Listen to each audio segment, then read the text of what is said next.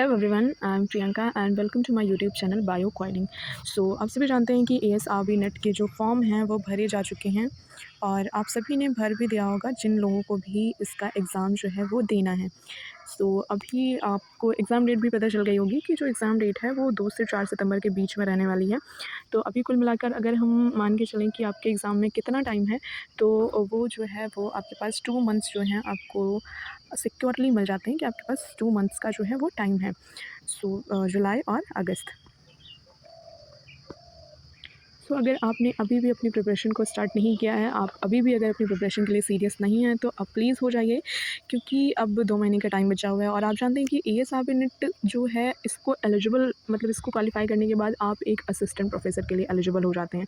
तो ये इतना तो ईज़ी भी नहीं रहने वाला है, बट हाँ, ये कह सकते हैं कि इसका जो एग्ज़ाम है वो बहुत मॉडरेट लेवल का होता है, बहुत ज़्यादा टफ़ नहीं होता, बहुत ज़्यादा ईज़ी नहीं होता है। अगर आपने अपनी सब्जेक्ट को जिस भी स्ट्रीम में आप देना चाह रहे हैं अपना नेट, तो अगर उसको आपने बेसिक से पढ़ा हुआ है तो ये आपके लिए उतना टफ़ नहीं रहने वाला है। बट क्योंकि आप इसको क्वालीफाई करने के बाद एक असिस्टेंट प्रोफेसर की तरह ज्वाइन करने वाले हैं, तो आप खुद ही समझ सकते हैं कि आप यूजी के बच्चों को पढ़ाने वाले हैं, तो आपका जो स्टेट ऑफ माइंड क्या रहने वाला है, आपकी नॉलेज कितनी रहनी चाहिए। So you should have to learn your subject in something depth, you know. So अभी आप अपनी प्रिपरेशन स्टार्ट कर सकते हैं, बट इन 2 महीनों में आपके पास उतना डेप्थ में पढ़ने के लिए टाइम भी नहीं है। जो रियलिटी है वो यही है, क्योंकि अभी 2 महीने में वैसे तो आपको रिविज़न करना चाहिए, बट अगर आप एक टारगेट रखते हैं कि आपको सिर्फ़ और सिर्फ़ एग्ज़ाम क्वालीफ़ाई करना है, क्योंकि जो एग्ज़ाम को क्वालीफ़ाई करने का जो क्राइटेरिया है, जो जनरल के लिए है वो 50% है, जो इसको क्वालीफ़ाई करने का जो क्राइटेरिया है। और जो ओबीसी के लिए है वो जो है वो 45% है, और जो एससी-एसटी के लिए है वो जो है क्राइटेरिया वो 40% है। तो यानी कि कुल मिला के अगर हम बात करें, तो जो आपको जनरल वाले हैं उनको चाहिए सिर्फ़ और सिर्फ़ 75 मार्क्स चाहिए आउट ऑफ 150, और जो ओबीसी वाले हैं उनको सिर्फ़ और सिर्फ़ 67.5 मार्क्स चाहिए अपना नेट क्वालीफ़ाई करने के लिए। सो इतने मार्क्स लाना उतना आपके लिए टफ़ भी नहीं होना चाहिए, क्योंकि आपको 150 क्वेश्चंस मिलते हैं, और 150 क्वेश्चंस में अगर आप 75 क्वेश्चन एकदम सही अटेम्प्ट कर लेते हैं, तो आपका जो नेट है वो क्वालीफ़ाई हो जाएगा।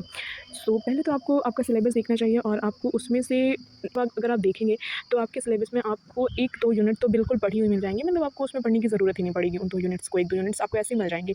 जैसा मेरा मानना है, जैसा मैंने सिलेबस देखा उस हिसाब से मैं ऐसा कह सकती हूँ। और बाकी के यूनिट्स के लिए आप प्रिपेयर कर सकते हैं, तो जैसा कि आपका टारगेट है कि सिर्फ़ और सिर्फ़ आपको एग्ज़ाम क्वालीफ़ाई करना है, क्योंकि 2 महीने में आप टॉप तो नहीं कर सकते। ये जो है वो रियलिटी है, एक हार्श रियलिटी है। सो आपको आपके जैसे जितनी भी यूनिट्स हैं, आप उसमें से देख लीजिए, और आपका जो प्रीवियस ईयर पेपर है उसको उठा के देख लीजिए। आप देख लीजिए कि किसमें से ज़्यादा क्वेश्चंस पूछे जाते हैं। फिर आप उन यूनिट्स को उठाइए, और फिर उसमें से मतलब आप उतनी यूनिट्स को सेलेक्ट करिए और फिर प्रिपरेशन स्टार्ट करिए। तो आज मैं एग्रीकल्चर बायोटेक्नोलॉजी के बारे में बात करने वाली हूँ कि उसका सिलेबस क्या रहने वाला है, उसकी जो इंपॉर्टेंट यूनिट्स हैं वो क्या रहने वाली हैं। So let's start. You can see here your syllabus. तो इसमें जो टोटल यूनिट्स हैं एएसआरबी नेट के एग्रीकल्चर बायोटेक्नोलॉजी वाली ट्रेड के लिए, उसमें टोटल यूनिट्स जो हैं वो हैं 12। तो इन 12 यूनिट्स में आपको मिनिमम आपको 9 यूनिट्स तो प्रिपेयर करनी ही करनी है, क्योंकि इसमें जब आप सिलेबस पढ़ेंगे ना, तो आपको सभी सिमिलर यूनिट्स मिल जाएंगे, मतलब आप कोई भी यूनिट उठा के देख लें, उसमें 1-2 कनेक्टेड लिंक्स आपको मिल ही जाएंगी। देखते हैं, पहली जो यूनिट है वो सेल स्ट्रक्चर एंड फंक्शन है, जो एक बहुत ही बेसिक यूनिट है जो सबने पढ़ी होगी ऑलमोस्ट आई थिंक। और इसमें ज़्यादा कुछ मतलब मैं कह सकती हूँ ज़्यादा हायर लेवल का कुछ नहीं है इसमें। हाँ, बस 2-3 टॉपिक हैं, सच एज़ रेगुलेशन हो गया सेल साइकिल का, एंड प्रोटीन सिक्रेशन टारगेटिंग हो गया, सेल डिवीजन हो गया, ग्रोथ एंड डिफरेंशिएशन हो गया। ये सब चीज़ें जो है थोड़ी सी हायर लेवल की हैं, बट इतनी भी नहीं है, क्योंकि आपने अगर अपना यूजी किया हुआ है, पीजी किया हुआ है, किसी भी स्ट्रीम में किया हुआ है, बायोटेक आपका एज अ सब्जेक्ट रहा है या फिर एज अ टॉपिक रहा है, तो आपने ज़रूर पढ़ा होगा, बट 12th में तो आपने ज़रूर पढ़ा होगा। तो उस हिसाब से आप देख सकते हैं। और जो दूसरी जो यूनिट है वो है बायोमोलिक्यूल्स एंड मेटाबॉलिज्म। तो इसमें भी ऑलमोस्ट आपको स्ट्रक्चर्स पढ़ने हैं, बायोमोलिक्यूल्स जितने भी होते हैं हमारे लिपिड्स, प्रोटीन, न्यूक्लिक एसिड, इन सबका, और इनकी सिंथेसिस कैसे होती है, कहाँ पे होती है, ये पढ़ना है आपको। और इसमें आपको बेसिकली थोड़ा डेप्थ वाली नॉलेज रखनी है, कि जैसे कोई भी आप सिट्रिक एसिड साइकिल पढ़ रहे हैं, तो सिट्रिक एसिड साइकिल तो आपने 12th में पढ़ी है, लेकिन इसमें आपको क्या पढ़ना है कि कौन सा एंजाइम कहाँ पे यूज़ हो रहा है, कितने एटीपी बन रहे हैं, कितने एटीपी खर्च हो रहे हैं, आपको इन चीज़ों की बहुत डेप्थ वाली नॉलेज रखनी है। वैसे तो आप सिंपल सिंपल पढ़ लेते हैं कि हाँ, ये मॉलिक्यूल जो है इसमें कन्वर्ट हुआ, इसमें कन्वर्ट हुआ, बट कन्वर्ट होना it's a basic thing. But आपको क्यों कन्वर्ट हुआ, और कभी कभी तो पूछ लेते हैं कि एंजाइम जो मतलब किसी भी स्टेज पे जो भी एंजाइम यूज़ होते हैं उनकी सिंथेसिस भी पूछ लेते हैं, तो आपको ये याद रखना है। एंड थर्ड यूनिट जो है वो है एंजाइमोलॉजी। फोर्थ यूनिट जो है वो है आपकी मॉलिक्यूलर जेनेटिक्स। फिफ्थ है जीन एक्सप्रेशन। सिक्स्थ है molecular biology techniques. And seventh unit जो है वो है जीन क्लोनिंग। एट्थ है मॉलिक्यूलर बायोलॉजी। नाइन्थ है plant molecular biology. And tenth जो है वो है टिश्यू कल्चर। 11th है प्लांट जेनेटिक इंजीनियरिंग, 12th है मॉलिक्यूलर मार्कर्स एंड जीनोमिक्स। सो इसमें आप मैं तो कहूँगी कि आप इसमें एक भी यूनिट स्किप मत करिए, क्योंकि ये यूनिट्स बड़ी नहीं हैं और ये सारी एक दूसरे से कनेक्टेड हैं, तो इसमें स्किप करने वाला तो मेरे ख्याल से तो कुछ भी नहीं है। बट स्टिल आप अगर आप चाहें तो 9 यूनिट तो आपको ज़रूर से ज़रूर पढ़नी है। 3 यूनिट आप अपने हिसाब से जो आपको टफ लग रही हैं या फिर लग रहा है कि आप नहीं प्रिपेयर कर पाएँगे 2 महीनों के अंदर, तो आप उनको स्किप कर सकते हैं। बाकी मेरे ख्याल से तो इसमें स्किप करने वाला कुछ भी नहीं है और आप 2 महीने में बहुत ईज़िली पढ़ पाएँगे इसको। अगर आपने सिर्फ़ और सिर्फ़ इसी एग्ज़ाम को टारगेट किया हुआ है, आप अदर एग्ज़ाम्स को फोकस नहीं कर रहे हैं, तो आपके लिए 2 महीने भी बहुत ज़्यादा है।